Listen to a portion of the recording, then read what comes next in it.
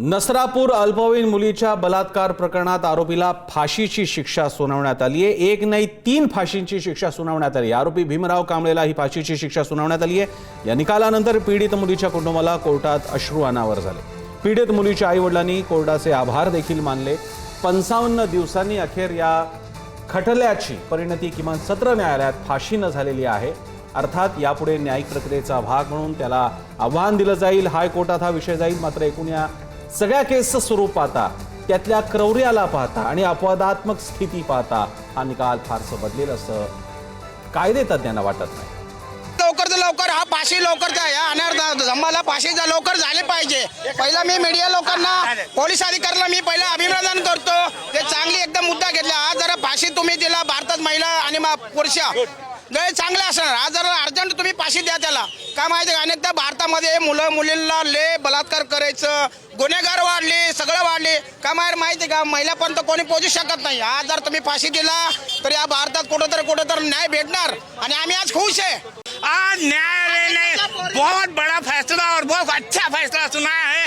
भीमराव कांबळे जैसे शैतान को, राक्षस को फांसी की सजा सुनाई है। मैं तो कहता 1000 बार सुनाई जाए, 1000 बार उसको फांसी दिया जाए। इतना बड़ा घृणन कार्य उसने किया है। तुषार झारेकर आपल्यासोबत अधिक माहिती देण्यासाठी आहे। तुषार, या प्रकरणाचा सगळा हा खटला चालू असताना कोर्टातलं वातावरण, कोर्टाच्या बाहेर काय भावना व्यक्त होत आहेत आणि आता पुढची दिशा काय असेल?